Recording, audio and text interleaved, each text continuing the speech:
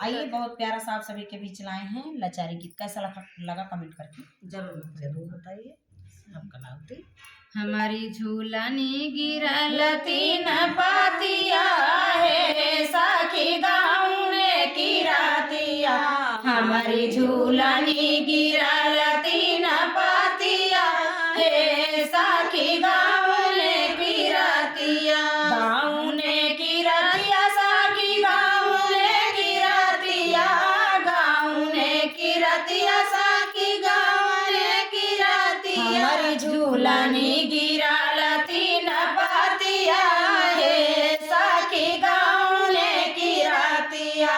हमारी झूलनी गिरल तीन पातिया है, साखी गाँव ने की रातिया।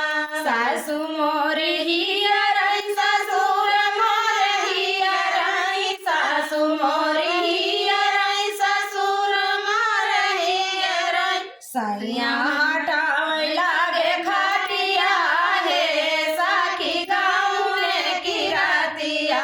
सैया हटावे लागे खाटिया है, साखी गाँव ने की रातिया।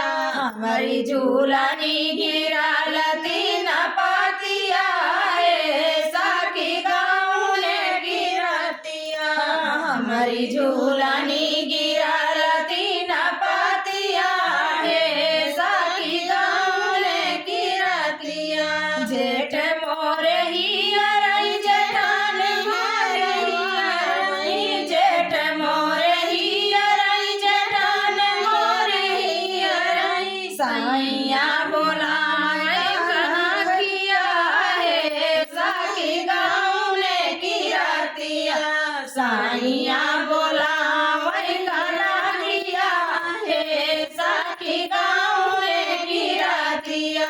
हमारी झूलनी गिरल तीन पातिया है, साखी गाँव ने की रातिया। देवर मोर हिया रही, देवरान मोर हिया रही। देवर मोर हिया रही, देवरान मोर हिया रही। ननद मोर हिया रही, ननदोई मोर हिया रही। ननद मोर हिया रही, ननदोई मोर हिया रही। देवर मोर बार नहीं बातिया है, साखी गाँव ने की रातिया। देवर मोर मानई नहीं बातिया है, साखी गाँव ने की रातिया। हमारी झूलनी